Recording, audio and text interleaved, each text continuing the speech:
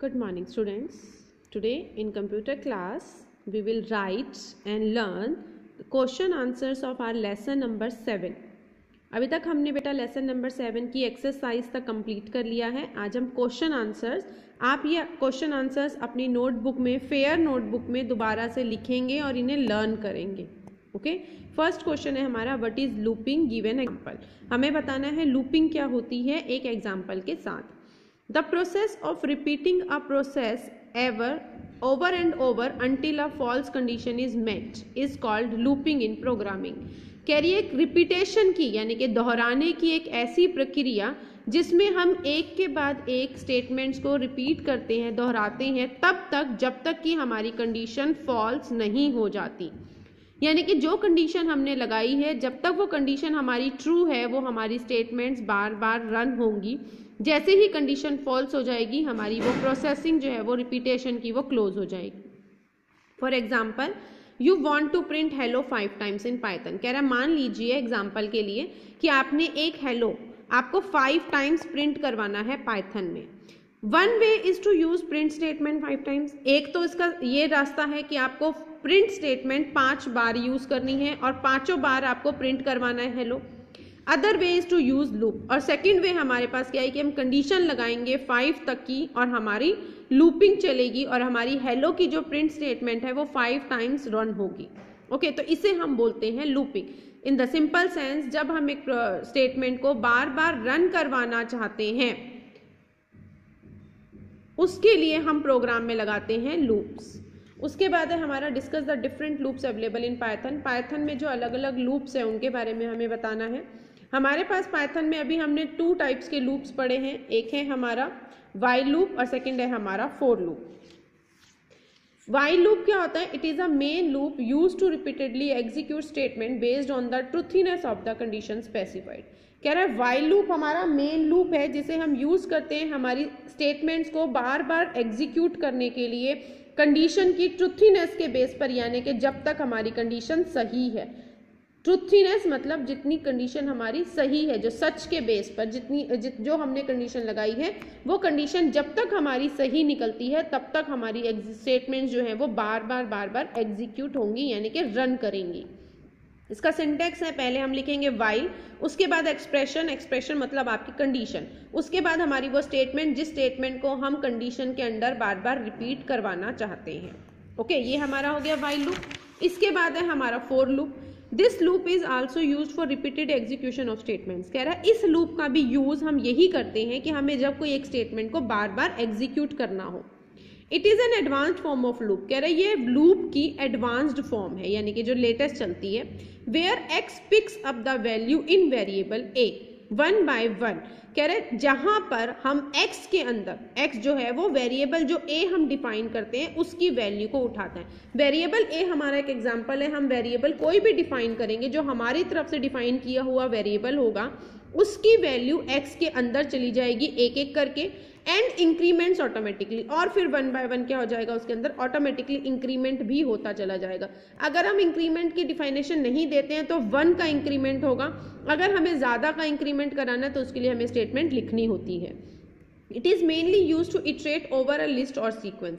Loop जो for loop है वो हमारा मेनली यूज किया जाता है जब हमें लिस्ट और सीक्वेंस में काम करना हो, यानी कि लाइन वाइज जब हमें कोई मैसेज दिखाना हो या कोई काम करना हो, इनपुट करवाना हो, उस केस में हम फॉर लूप का यूज करते हैं. इसका सिंटेक्स यानी इसको लिखने का तरीका, फॉर एक्सप्रेशन मतलब हमारी कंडीशन और उसके बाद वो स्टेटमेंट जिसे हमें एग्जीक्यूट करना है. उसके बाद है हमारा next question, write a short Python program to print the table 5 up to value 10. कह रहा है एक पाइथन का शॉर्ट प्रोग्राम लिखना है जिसमें आपको 5 की टेबल्स लिखनी है. 5 की टेबल लिखते हैं ना, 5 1 से 5 10 तक का, वो हमें टेबल पाइथन के प्रोग्राम के द्वारा रन करवानी है. सबसे पहले हमने एक वेरिएबल डिफाइन किया नम नाम का, उसकी वैल्यू असाइन करवा दी 5, क्योंकि हमें 5 का टेबल लगाना है. यहाँ पे आपको 10 का टेबल होता तो नम की वैल्यू हम कितनी रखते हैं, 10. तो हम पहला स्टेटमेंट क्या लिखेंगे, नम इज इक्वल टू 5. नम हमारा क्या है, एक वेरिएबल का नेम है.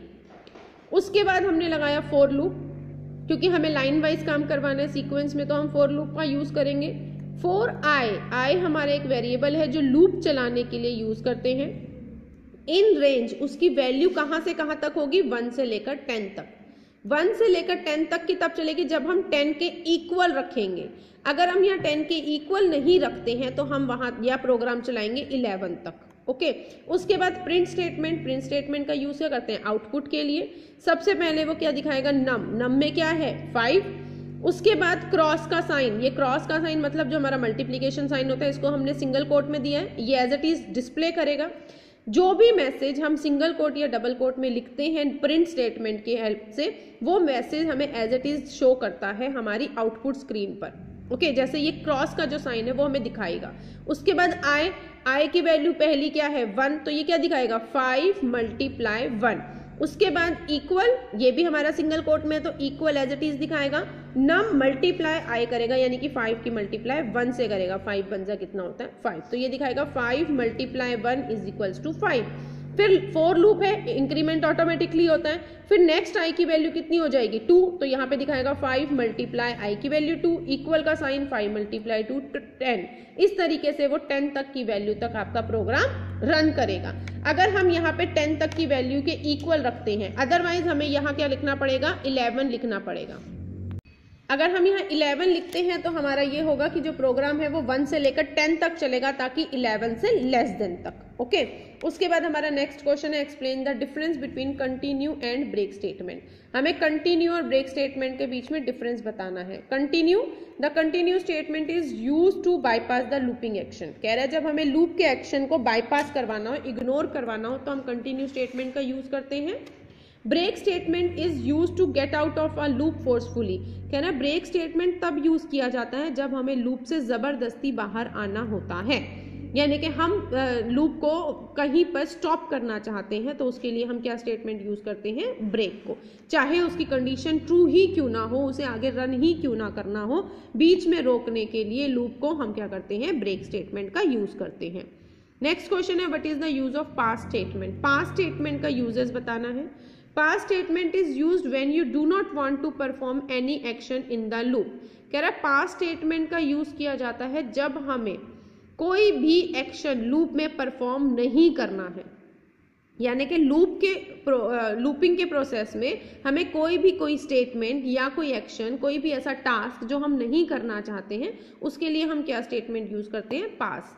और इफ एल्स स्टेटमेंट में भी अगर करना हो तो भी हम पास स्टेटमेंट यूज करते हैं। It does not nothing except than holding the place. इसकी कोई और वैल्यू नहीं होती है, इसका कुछ और मतलब नहीं होता है, सिर्फ ये एक जगह को होल्ड करके रखता है कि यहाँ इसकी जगह यहाँ पे हमने बुक कर दी है। जैसे हम रिजर्वेशन करवा लेते हैं किसी जगह के लिए, वैसे ही कोई काम ना करने के लिए, स्पेस ब्लॉक करने के लिए हम पास स्टेटमेंट का यूज करते हैं। इसका सिंटेक्स, इसे लिखने का तरीका, इफ कंडीशन ये हम लगाएंगे, उसके बाद वो स्टेटमेंट जिस स्टेटमेंट को हम पास करवाना चाहते हैं हम यहाँ पे लिखेंगे वर्ड पास। उसके बाद है question 6 what is the difference between set fill function and set outline function. जहां पर भी जिस वर्ड के आगे राउंड ब्रैकेट ओपन और क्लोज होती है उन्हें हम फंक्शन के तौर पर रीड करते हैं। तो set fill function, set fill method is used to fill colour inside the shape drawn.